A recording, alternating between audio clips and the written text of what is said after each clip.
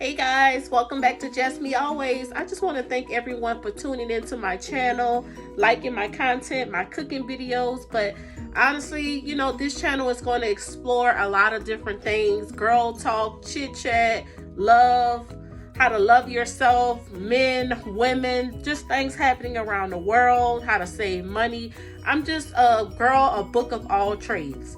But today, I truly want to get into why are hairdressers so unprofessional, guys?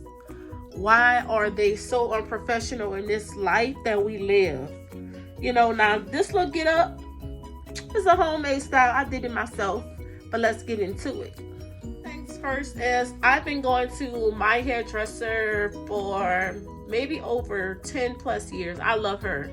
But she is limited on things that she does. So she mostly specializes in, natural hair. So I go to her when I want to get a silk press, a good wash. She do other things as well, but if I want some good braids or something like that, I'll have to find somebody who is able to do that for me, which is not a problem. But to be honest, I have ran into not so good people who want to do hair nowadays. Their list of demands is it's not good. Like, the list of things that they want us to do before we actually get to the hairdresser is even more discouraging than actually going to the hairdresser. Why do we have to wash our hair before we get to the hairdresser? If we don't wash our hair, that's a fee, additional charge. What the heck? Like, I remember as a young girl, I used to wait for like my grandmother and my aunts. I wasn't, getting my hair done, but I was waiting, and I never seen them or the hairdresser mention, oh, well, it's going to be $10 extra if you have to get your hair washed. Like, what the heck? What do these hairstylists want to do nowadays? Like, they literally want to charge you for every single thing, and then on top of that, they say, oh, there's a late charge if you're late. But half of the time, they're late. You set me an appointment for a certain time, and then when it's time to actually have the appointment, I'm on time, but you're doing somebody else's hair, and I'm stuck in here waiting 2 or 3 hours. Then when you finally get in the chair, they don't even say, oh, I am so sorry, I'm running late. They have an attitude, making it seem like, oh, you being here is just holding them up for whatever they're trying to do or leave. It's just a very discouraging thing to go to the hairdresser nowadays. I mean, personally, I wish that I knew how to do my own braids. Like, I be wanting box braids, knotless braids. Trying to find someone to do braids is just so hard for me. And literally, I found somebody who I really, really liked, and she said, oh yeah, I'll do your braids for you. But when it's time to actually do my braids, I'm texting her, she don't respond. She ain't being consistent. And it's just too much nowadays going and find somebody loyal. I truly don't understand, because if I was a hairstylist, I'll be trying to be in my bag, because hairstylists makes a lot of money. I don't know what that's about, why they don't want to make their money, why it's such a hard time to have good customer service. Customer service is huge. I don't understand why people just can't have customer service nowadays. It's like they treat you bad for wanting to come and get your hair done. That's insane to me. Like, I truly just don't understand it. By the length of your hair. Now, I understand working with people with longer hair can be a lot of work. I understand that it could be more intense to deal with someone who has, a certain type of texture. But they teach you that in hair school. They should have. I mean, honestly speaking, I really just don't understand why they're making up these rules.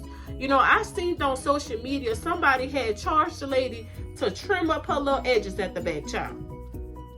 Now, why would you charge somebody $10 extra to trim up her edges?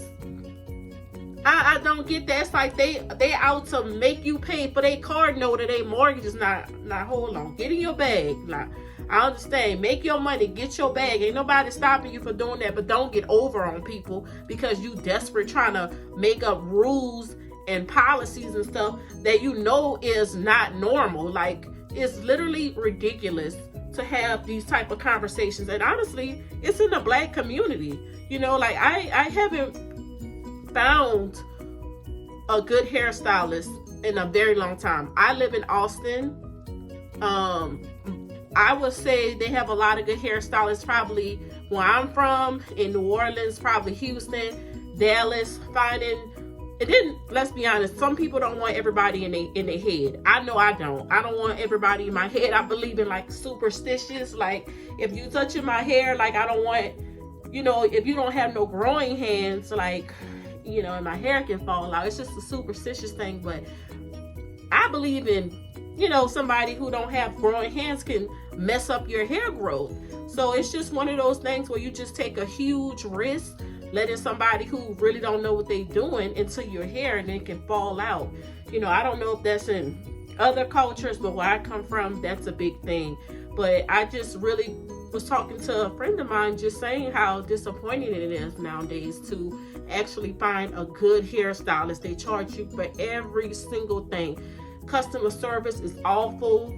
They don't have good business etiquette. You know, they want you to schedule with them, but don't even much check their schedule or their books. That's another thing. You know, they'll tell you, oh yeah, just go ahead on and put yourself on the calendar. And then when you following up about your appointment, they ain't nowhere to be found.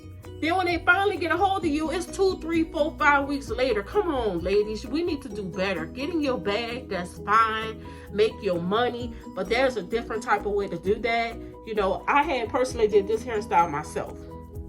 Ain't nothing but a clip-in little ponytail, child, that I had, you know, slicked down my edges. But see, you know, I did my own hair. I've been learning how to do my own hair. I do go to the hairdresser for my silk press. I do, you know, let my hairstylist do like my natural hair, but like, you know, other than that, that's as far as I go. Sometimes I do want to get some braids and stuff, but I haven't really found a loyal braider at all. And I would like to do that, you know, don't get me wrong, but it's just so challenging to find it nowadays, and I truly don't understand what the reason is at all behind it. Like, it's just ridiculous. I just wanted to vent. You know, have you guys had problems with hairstylists? Drop them in my comments.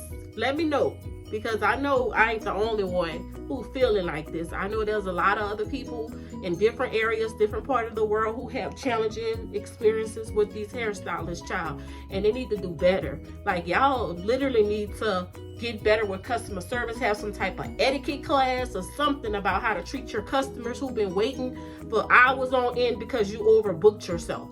It's just ridiculous, you know. But please like this video, comment, subscribe.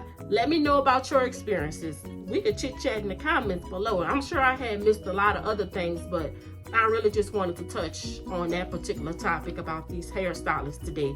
It's ridiculous. Toodles.